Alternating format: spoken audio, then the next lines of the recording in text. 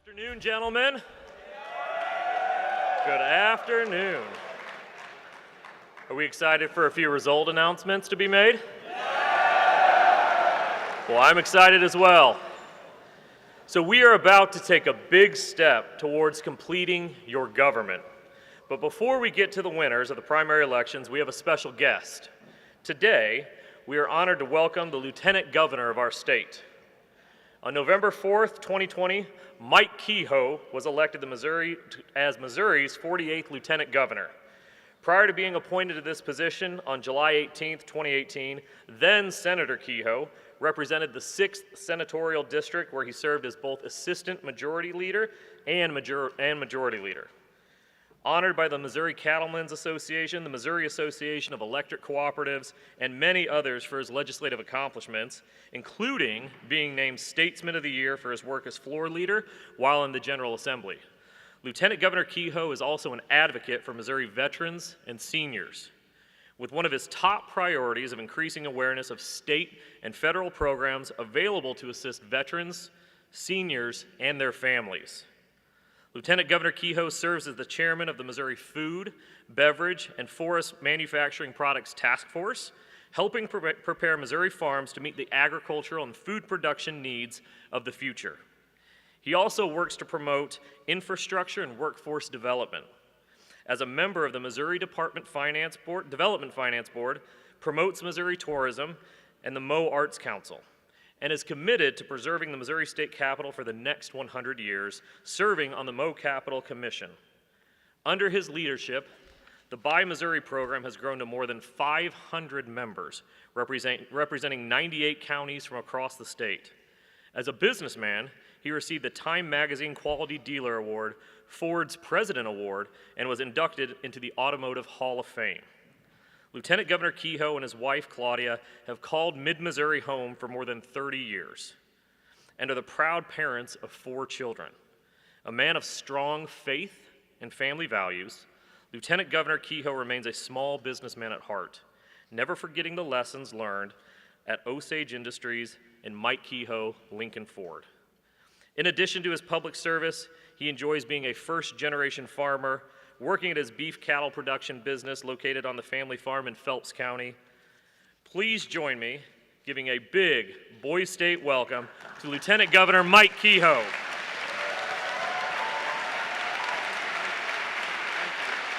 Thank you. Thank you. Thank you so much. I stood here listening to that bio and I got worn out. I'm like, man, I'm doing too much stuff. I got to stop doing some of this. Well, it's great to be in front of this group of Boys State folks this year. I've been in front of you for many, many years in previous classes. My wife and I have been a supporter through American Legion. Matter of fact, I'm the son of an American Legion member. We've been participating in this program for a long time. I've got my American Legion friends up in the balcony. They'll be watching me, grading me today on what I say. Let's give a big hand to them.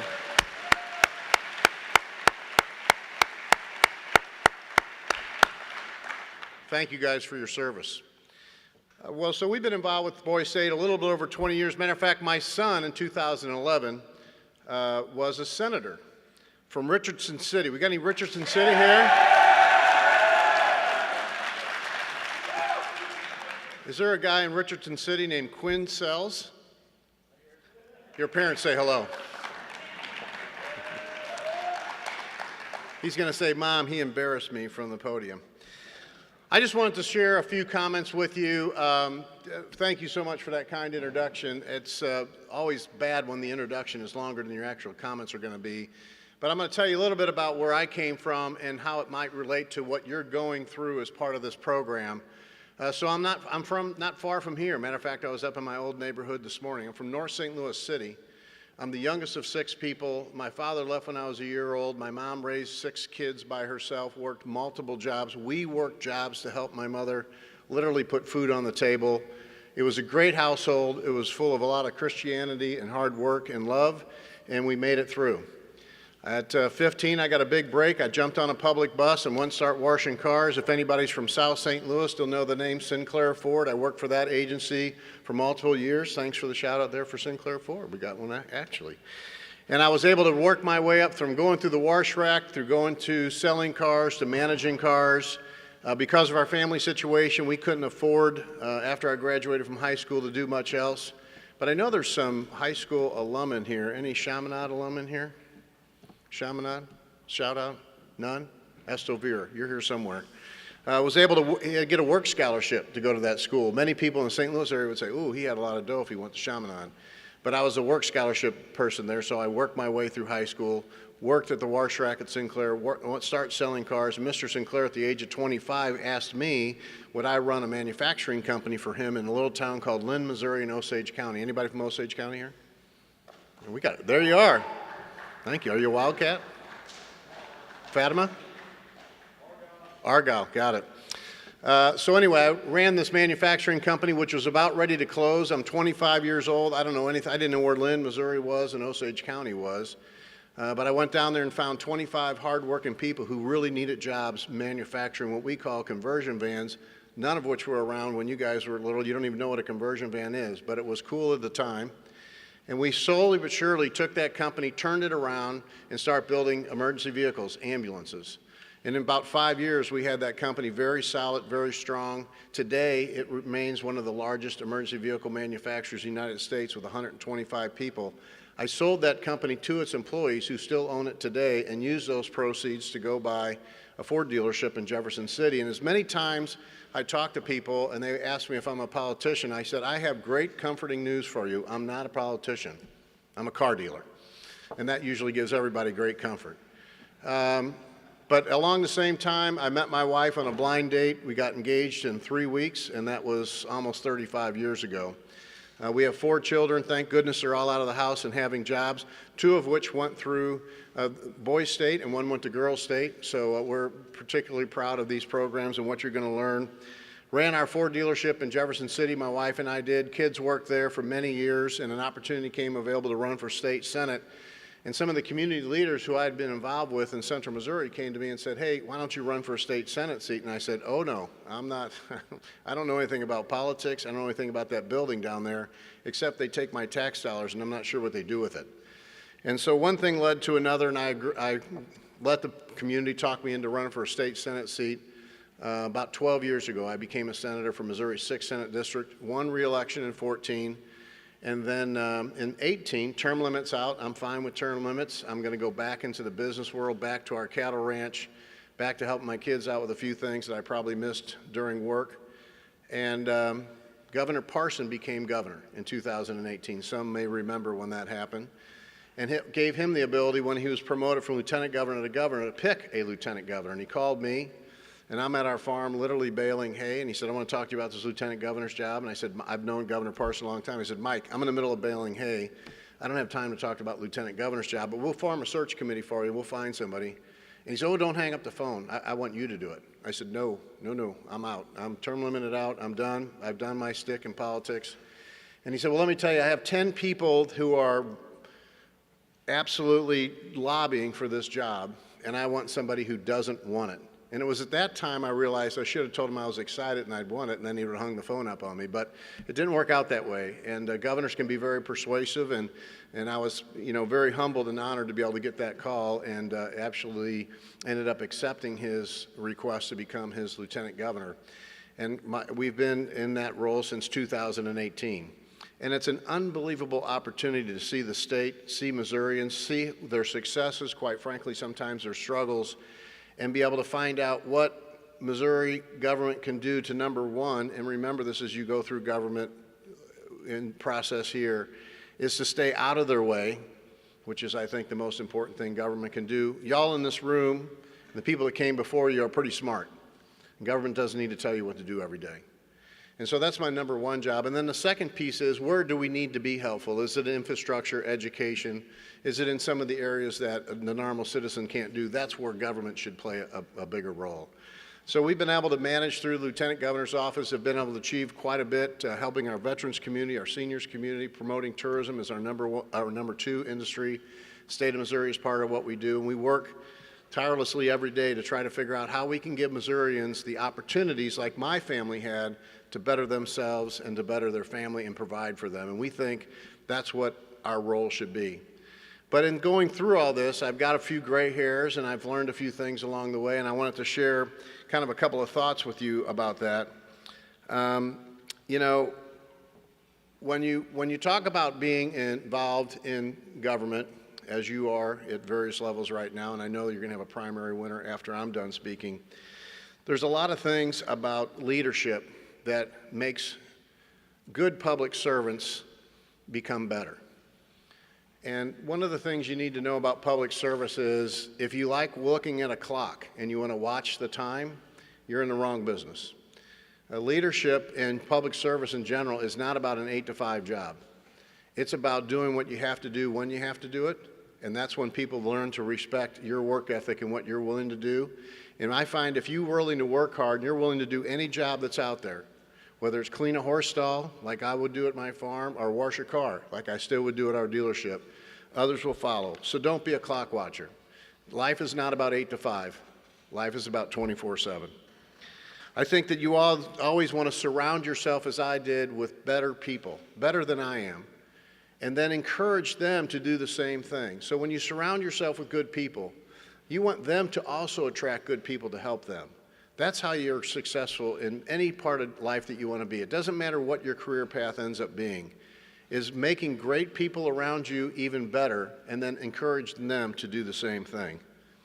And then I always say the big thing is, especially to this group, and this is what I tell my own son, is to be a man.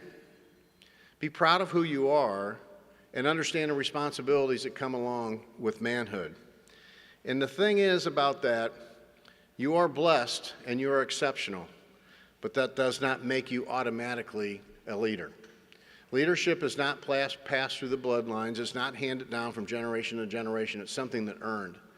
And everybody in this room, as they go through life, leadership can mean different things to different people. Somebody might want to be the President of the United States. That's fine. Somebody might want to be the best maitre d' at a restaurant. That's fine. Whatever the level you want to get to, make sure you excel at that and make sure you're willing to be exceptional at that job, because God didn't just give you a gift of being exceptional. You'll have to earn that.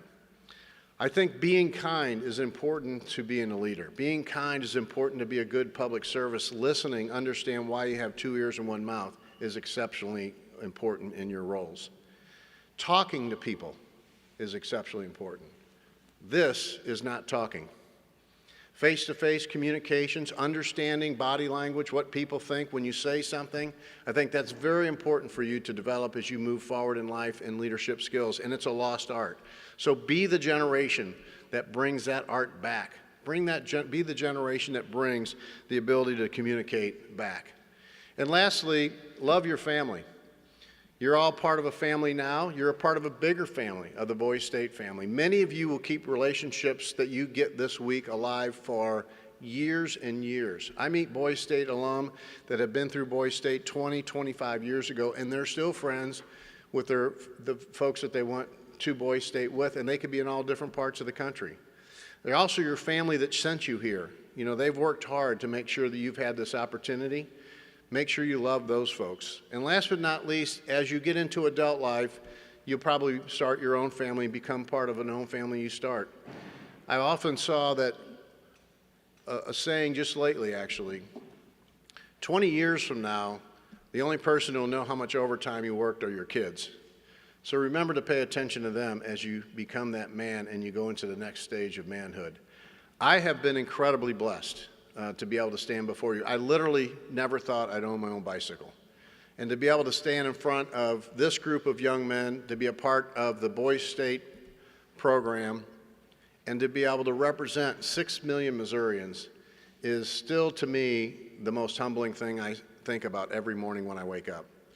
But it is the path that I'm on, and it is something I'm very passionate about, to continue to advocate for all the positions we do in Missouri and continue to advocate for opportunities for you guys to be able to progress in life, have the opportunities I did, get to the level you want to be, hopefully stay in the state of Missouri. As a father of 4, that's big to have people stay here, and continue to do the best work we can out and about in the state. I can't tell you how grateful I am to be able to sit in here in front of you today. I can't tell you how grateful I am to have the support of many Missourians around the state as we move forward. And I just want to tell you guys that you're part of a special program. Not everybody gets to sit in these seats. So you should cherish that, and you should never forget that. Build the relationships you have here, learn about leadership, and go on to do great things, because you're going to carry me in future generations, and I'm counting on you very much. So thank you for letting me talk to you for a few minutes this morning. Enjoy the week. Congratulations to everybody who's run for office. Thank you so much, and God bless each and every one of you.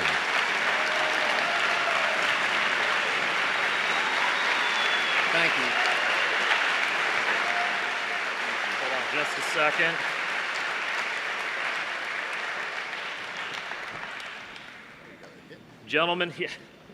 Gentlemen, for those of you who don't know, Lieutenant Governor Mike Kehoe has been a longtime friend of the Missouri Boys State program, and as a result has been a longtime member of our staff.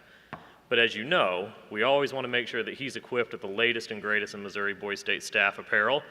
So Lieutenant Governor, oh, look at that.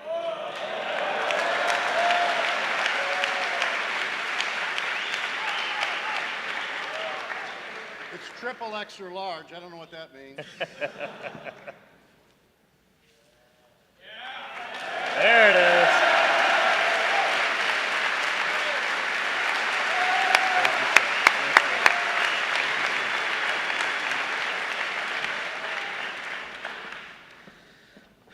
All right, gentlemen, let's hear it again for Lieutenant Governor Mike Kehoe.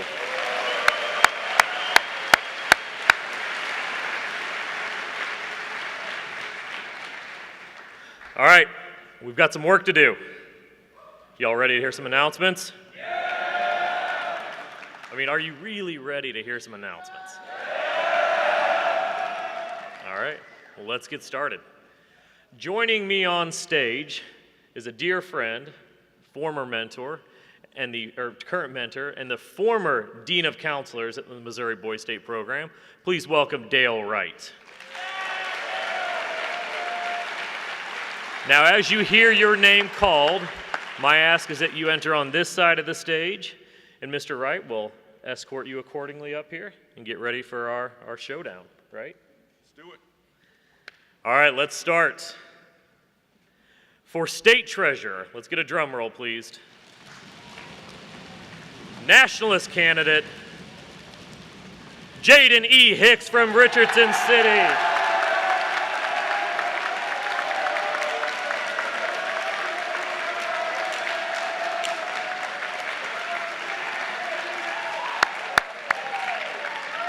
On to the Federalist. From Carnahan City, Landon Scott Ellie.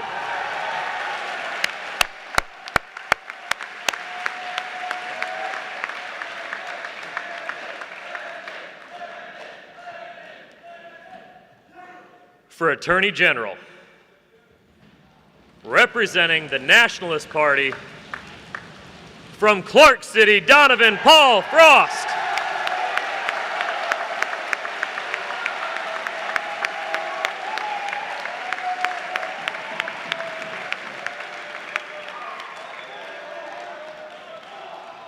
And the Federalist candidate for Attorney General, representing the great Con City, Aiden Matthew O'Donnell.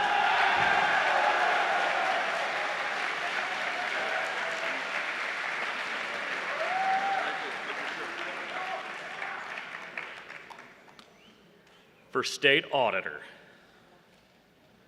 representing the Nationalist Party, and Weir City, William Zachariah Shoki.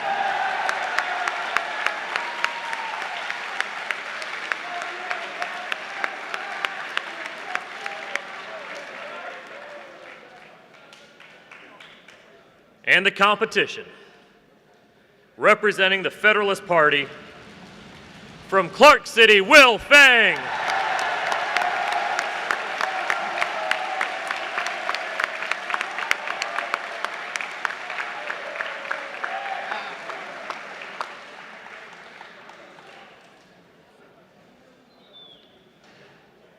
Now on to Secretary of State, representing the Nationalist. From Ingle City, Riley Gatlin Rook.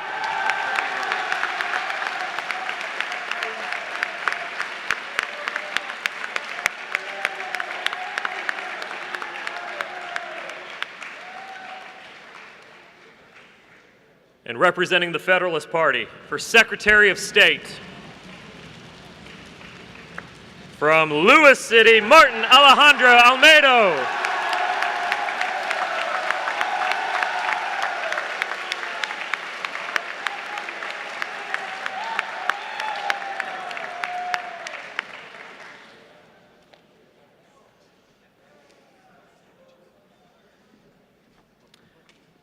For Lieutenant Governor, representing the Nationalist Party. A lot of excitement here.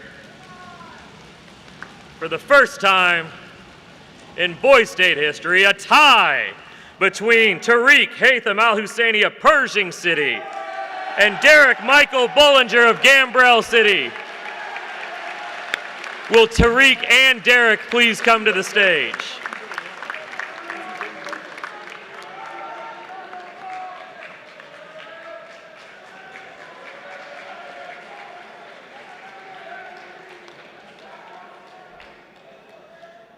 During meals, during dinner this evening, you will have a chance to do one final vote between Tariq and Derek to represent the Nationalist Party for Lieutenant Governor. We will have a runoff. And taking on either Tariq or Derek, representing the Federalist Party, from Boone City, A.J.M. Eisenberg.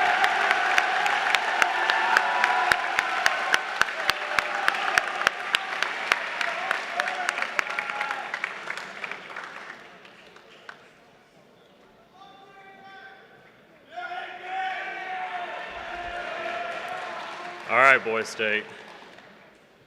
For the office of Governor, the highest office in the state of Missouri, representing the Nationalist Party, from Richardson City, Jaqueline Rashad Gist.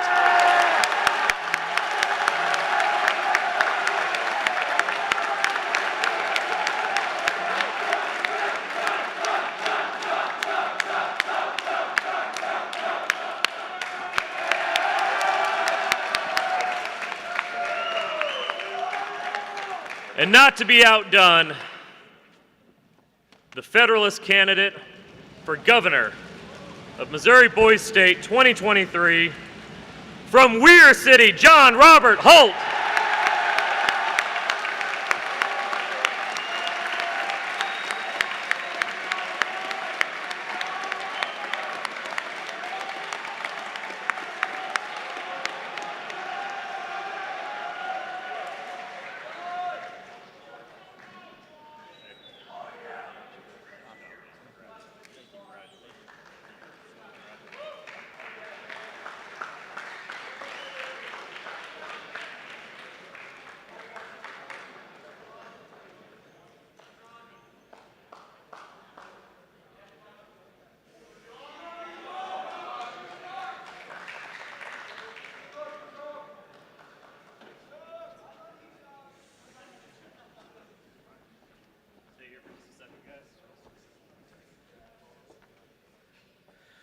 Boy State, I am pleased, and I take a lot of pride in sharing with you all the candidates for statewide office for Missouri Boy State.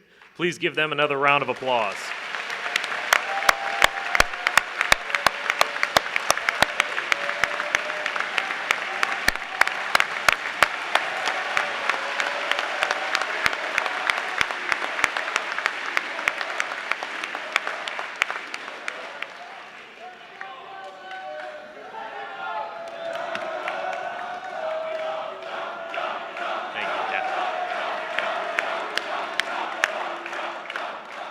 As I previously stated, this evening during dinner, we will be having a runoff for the Nationalist Party representative for Lieutenant Governor. Again, Tariq and Derek, I wish you both the best. Gentlemen, you still got work to do. We've got to go vote. All right? So this afternoon, following this activity, we'll be going into our governmental activities, which are located in the MBS app. You should find out where you need to be. We'll also be having a candidate debate between our two candidates for governor. As you've shown throughout the week, respect for our speakers is paramount to the success of our program. What I would tell you is get excited, have fun, cheer for what you're proud of, but let's be positive as we continue throughout our day. You're halfway there, gentlemen. Prepare yourselves for the stretch run. For those of you who did not win your primary, in fact, any of you who've lost an election, a lawsuit, or had a business go belly up, remember, adversity is an opportunity to find out what we're capable of, to develop our strengths, and discover our inner resources we didn't know we had. So congratulations to you all, not only our nominees, but any of you who have thrown your hat in the arena. Couldn't be more proud of you guys. Nice work.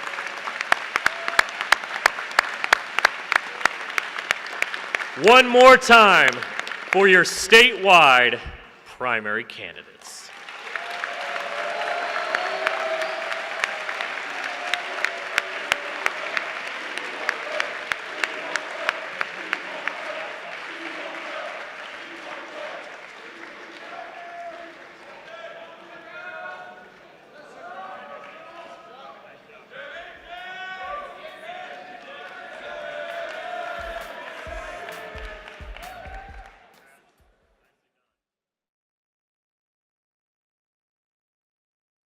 I love you all. Good to see you. You are dismissed.